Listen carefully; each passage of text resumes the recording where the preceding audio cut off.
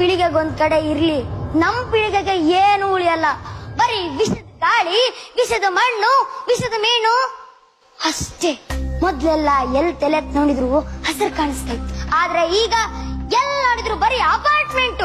ಮಳೆ ಬಂದ್ರೆ ಮಣ್ಣಿನ ವಾಸನೆ ಹುಡುಕೊಂಡು ಹೋಗೋ ಪರಿಸ್ಥಿತಿ ಬಂದಿದೆ. ಕೆರೆ ಒತ್ತುವರಿ ಮಾಡೋ ನೆಪದಲ್ಲಿ ಕೆರೆಗಳನ್ನ ಹಾಳು ಮಾಡ್ತಾ ಇದೀವಿ. ಉಸಿರಾಡ್ಸಕ್ಕೂ ಗಾಳಿ ಇಲ್ದಿರೋ ಈ ಸಮಯದಲ್ಲಿ ಭೂಮಿ ಒತ್ತುವರಿ ಮಾಡ್ತೀವಿ. ಸರ್ಕಾರ ಜಾಗದಲ್ಲಿ ತಲೆ ಎತ್ತಿರೋ ಅಪಾರ್ಟ್ಮೆಂಟ್ ಬೀಳ್ಸಿ ಅಲ್ಲಿ ಪಾರ್ಕ್ ಪ್ಲೇ ಗ್ರೌಂಡ್ ಮಾಡಿ ನಮ್ಮಂತ ಮಕ್ಕಳು ಹೋಗಿ ಆಟ ಆಡ್ಕೋತೀವಿ, ಗಿಡ ನೆಡ್ತೀವಿ, ಪರಿಸರ ಸಂರಕ್ಷಣೆ ಮಾಡ್ತೀವಿ. ಇದನ್ನೆಲ್ಲ ಮಾಡಕ್ಕಾಗಲ್ವಾ ಸರ್? ನನ್ನ ಮನದುರ್ಗನ ಸಂರಕ್ಷಿಸೋಕೆ ನೀವ್ಯಾರು ಕೈ ಜೋಡಿಸಲ್ವಾ ಸರ್?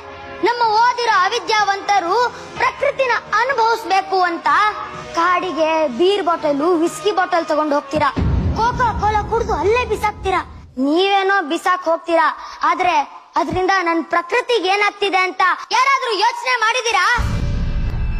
ನೀವು ಒಂದ್ ಬಾಟಲ್ ಬಿಸಾಕಿದ್ರೆ ಅದ್ರೊಳಗೊಂದ್ ಜೇನುಳ ಹೋಗಿ ಆ ಜ್ಯೂಸ್ ಮೈಗೆಲ್ಲ ಅಂಟ್ಕೊಂಡು ಹಾರಕ್ಕಾಗ್ದೆ ಅಲ್ಲೇ ಸತ್ತೋಗುತ್ತೆ. ಜೇನುಳ ಸತ್ತೋದ್ರೆ ಮಾವಿನ ಮರ ಒಂದೇ ಒಂದ್ ಬೀಜ ಬಿಡಕ್ಕಾಗಲ್ಲ, ನೇರಳೆ ಮರ ಒಂದೇ ಒಂದ್ ಬೀಜ ಬಿಡಕ್ಕಾಗಲ್ಲ, ಹಲಸಿನ ಮರ ಒಂದೇ ಒಂದ್ ಬೀಜ ಬಿಡಕ್ಕಾಗಲ್ಲ. ಯಾಕಂದ್ರೆ ಈ ಜೇನುಳ ಹೋಗಿ ಅವಕ್ಕೆ ಪರಾಗ ಸ್ಪರ್ಶ ಮಾಡಿದ್ರೇನೆ ಬೀಜ ಹುಟ್ಟೋದು, ಬೀಜ ಹುಟ್ಟಿದ್ರೇನೆ ಕಾಯಿ ಹಣ್ಣಾಗೋದು.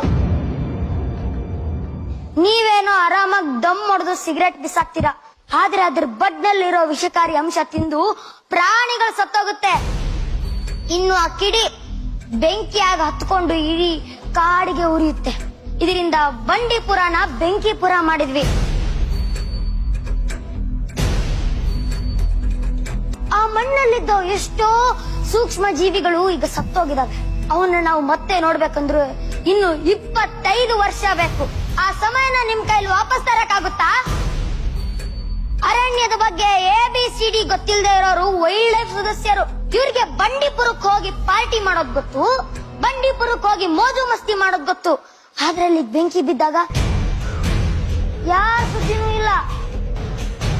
ಏರ್ ಶೋನಲ್ಲಿ 300 ಕಾರಿಗೆ ಬೆಂಕಿ ಬಿದ್ದಾಗ ಎದೆ ಎದೆ ಬಡ್ಕೊಂಡ್ ಸತ್ತೋದ್ರಲ್ಲ, ಕಿರ್ಚಾಡಿದ್ರಲ್ಲ, ಕೂಗಾಡಿದ್ರಲ್ಲ, ಆ ಕಿರ್ಚಾಟದ ಮಧ್ಯೆ ಕೋಟ್ಯಾಂತರ ಜೀವರಾಶಿಗಳು ಹೊತ್ಕೊಂಡು ಉರಿತಿರೋದ್ ನಿಮ್ ಯಾರ ಕಣ್ಣಿಗೂ ಕಾಣಿಸ್ಲಿಲ್ವಾ?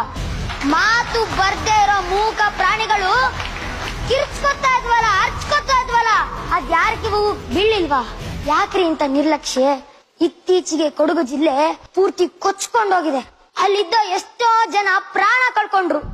ತಲಾಂತರದಿಂದ ಕಾಪಾಡ್ಕೊಂಡ್ ಬಂದ ಜಮೀನು, ತೋಟ ಕಳ್ಕೊಂಡು ಎಲ್ರು ಬೀದಿಗೆ ಬಂದ್ರು.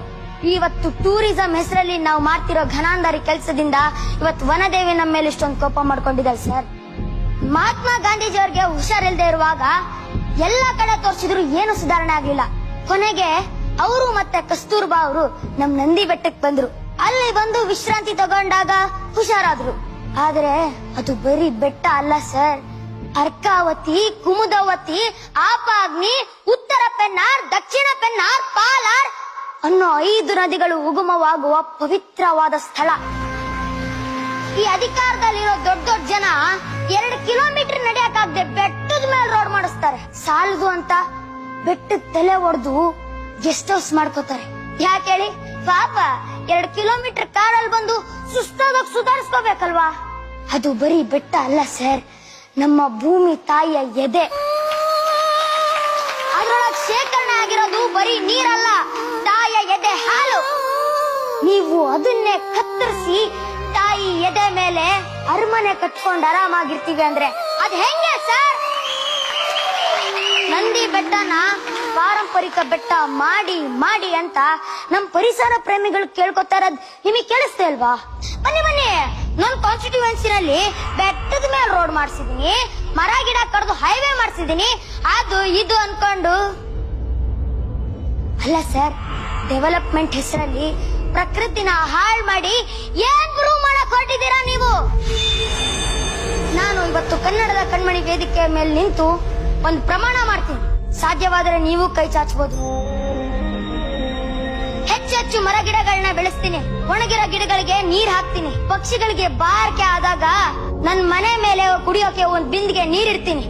ಅನಾವಶ್ಯಕವಾಗಿ ಯಾರಾದ್ರೂ ಮರ ಕಡಿತಿರೋದನ್ನ ನೋಡಿದ್ರೆ ಅವ್ರ ವಿರುದ್ಧ ಹೋರಾಡ್ತೀನಿ.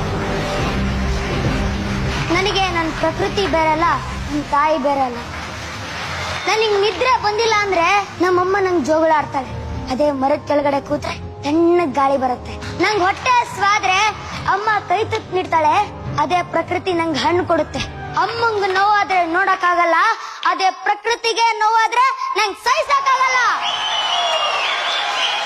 ಯಾಕಂದ್ರೆ ಇವರಿಬ್ರು ನನ್ನ ಎರಡು ಕಣ್ಣುಗಳಿದ್ದಂಗೆ. ಜೈ ವನದುರ್ಗೆ.